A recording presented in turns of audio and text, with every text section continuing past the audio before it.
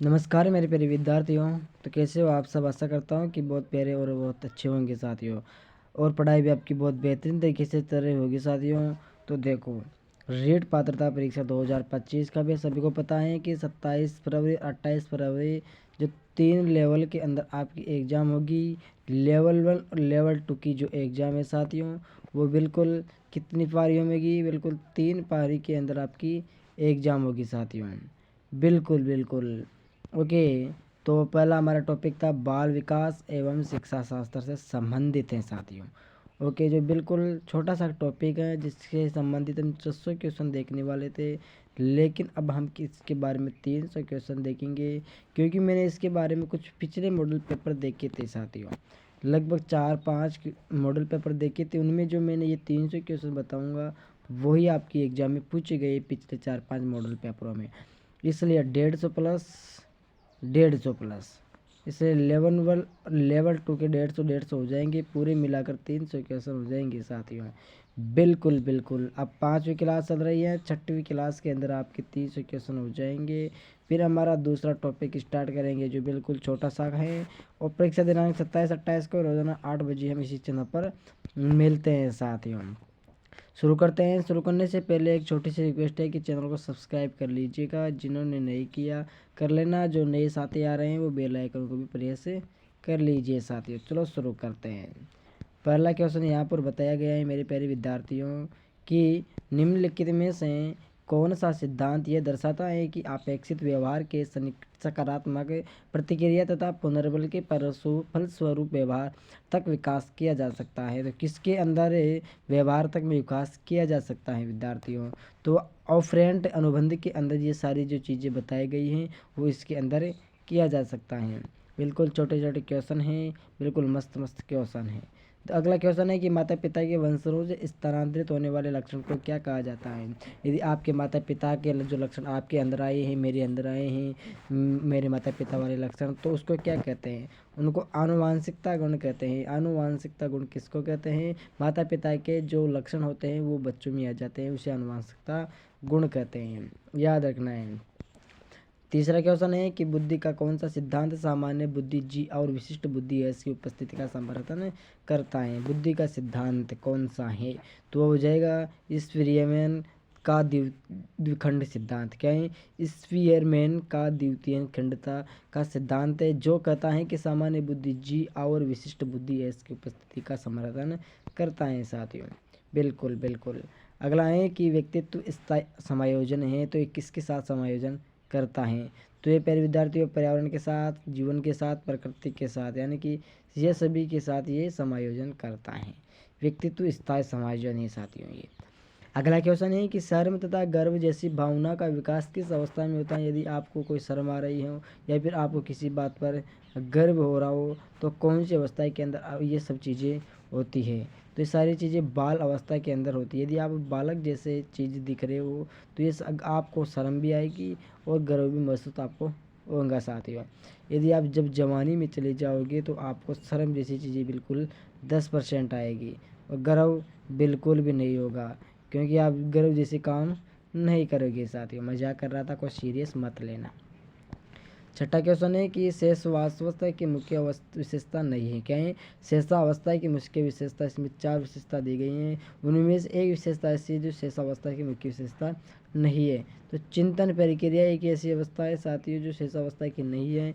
ये बिल्कुल किशोर अवस्था में चली जाती हैं। जब जवानी में आप होते हैं तो बिल्कुल आपको चिंतन होने की प्रक्रिया होती है। शेषावस्था में सीखने की प्रक्रिया तीव्र होती है, जिज्ञासा की प्रवृत्ति होती है, अनुकरण द्वारा खींचने की प्रक्रिया तेज होती है। चिंतन प्रक्रिया किशोर अवस्था के अंदर चले जाती हैं। ओके साथियों। 7 नंबर का क्वेश्चन है कि किसी विद्यार्थी कह सकते हैं क्या किसी विद्यार्थी कह के सबसे महत्वपूर्ण विशेषताएं, यानी कि जो कि यदि कोई विद्यार्थी होता है तो उसकी सबसे महत्वपूर्ण विशेषता क्या होती है? आज्ञाकारिता। यदि कोई विद्यार्थी है तो उसका सबसे पहले पालन क्या होता है? आज्ञाकारी। उसको जो चीज़ें बताई जाए उसको आज्ञा करनी चाहिए। 8वां क्वेश्चन है कि निम्नलिखित में से देखो साथ मिस प्रिंट हो जाती है, इसलिए मैं यहाँ बस जो 7 क्वेश्चन है वही पढ़ूंगा। आप समझ लेना कि आप एक प्लस आगे बढ़ाकर 8वां क्वेश्चन है साथियों। अगला क्वेश्चन है कि निम्नलिखित में से किस स्तर के बच्चे अपने समकक्षी वर्ग के सक्रिय सदस्य बन जाते हैं। तो कौन सी अवस्था में वो बन जाते हैं प्यारे विद्यार्थियों, तो वो किशोर अवस्था में बन जाते हैं। कौन सी अवस्था में, किशोर अवस्था के अंदर बन जाते हैं।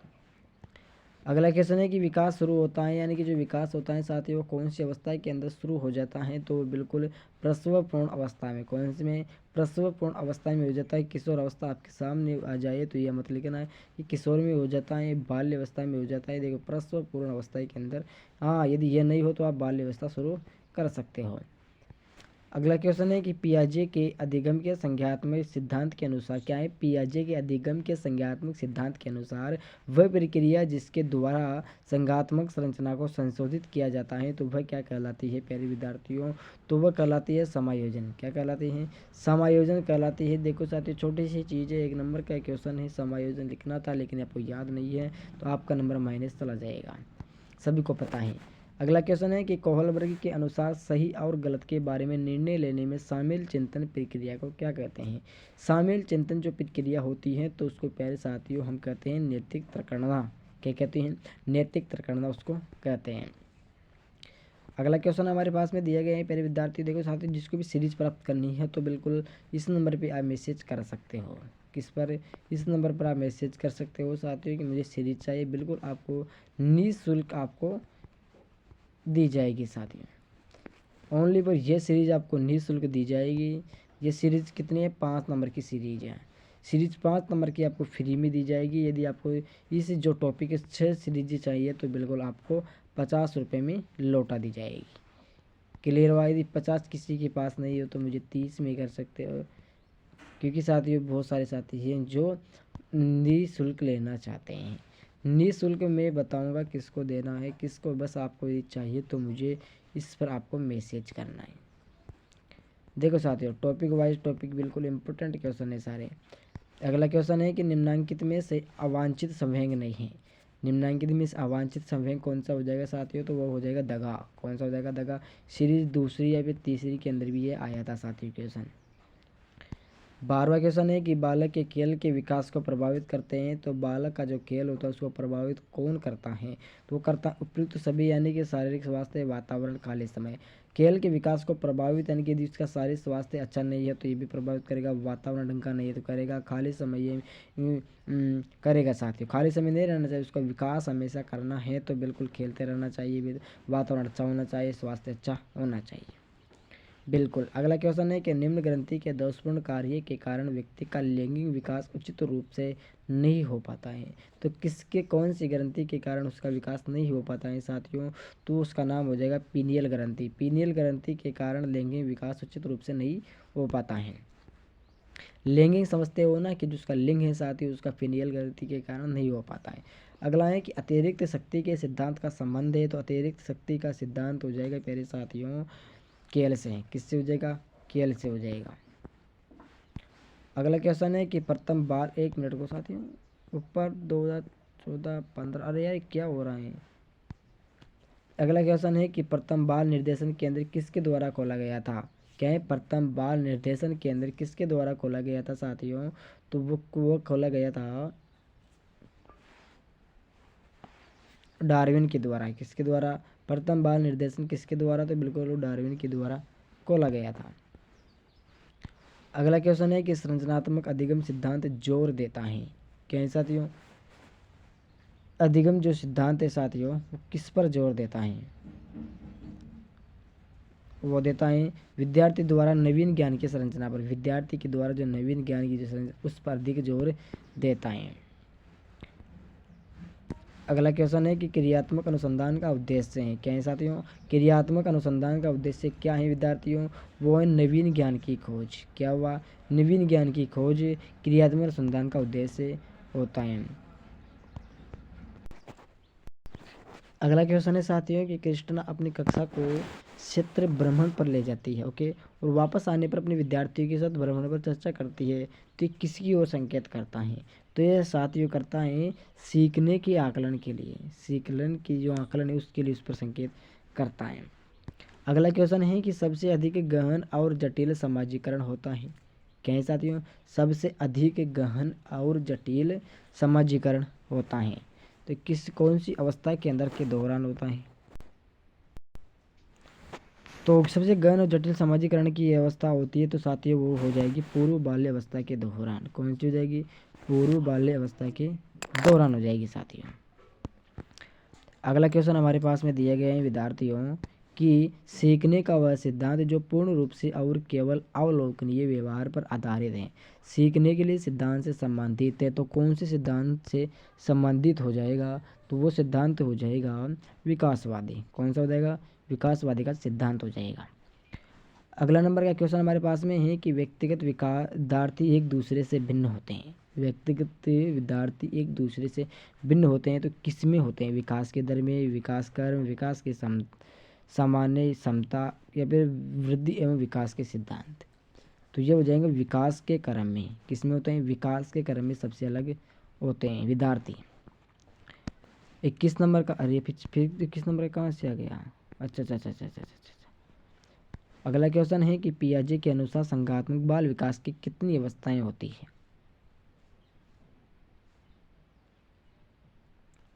4 अवस्थाएं होती हैं। कितनी होती हैं? 4 अवस्थाएं होती है। 22वां क्वेश्चन है कि विग्वहट के अनुसार की विशेषताओं को सर्वोत्तम रूप से व्यक्त करने वाला एक शब्द परिवर्तन है। परिवर्तन शारीरिक, सामाजिक और मनोवैज्ञानिक होता है तो कौन सी अवस्था के दौरान वो होता है? तो वो होता है मेरे प्यारे विद्यार्थियों किशोर अवस्था के दौरान। कौन सी में? किशोर अवस्था के दौरान।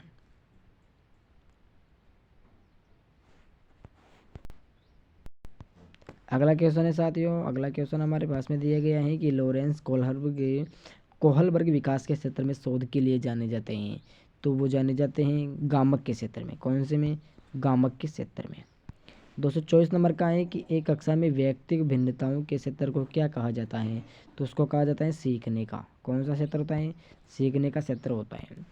अगला नंबर का क्वेश्चन है कि कौन सा सीखना स्थायी होता है? तो यानी कि कौन सी चीज़ होती है जो सीखना स्थायी होती है? तो देख कर, यानी कि किसी भी चीज़ को आप देख कर सीखते हो तो स्थायी होता है। 226 नंबर का है कि औपचारिक संक्रियात्मक अवस्था है। तो औपचारिक संक्रियात्मक अवस्था हो जाएगी 7 से 11 वर्ष। कौन सी हो जाएगी? 7 से 11 वर्ष।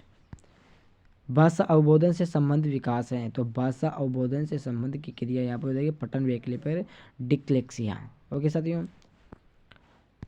228 नंबर का है कि हॉर्नी के अनुसार मौलिक दुश्चेनता के संप्रति का विकास होता है।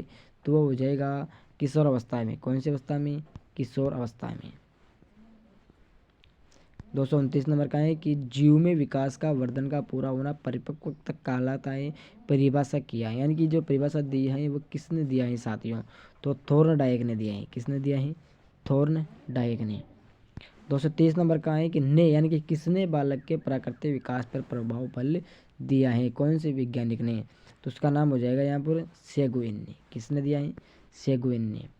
231 नंबर का है कि जीव में विकास का वर्धन का पूरा होना परिपक्वता कहलाता है। परिभाषा की दिया है, तो ये परिभाषा देने वाला हो जाएगा थॉर्नडाइक। ओके। 232वां क्वेश्चन है कि यानी किसने बालक के प्राकृतिक विकास पर बल दिया है? तो इसका आंसर हो जाएगा सेगुइन। कौन सा हो जाएगा? सेगुइन।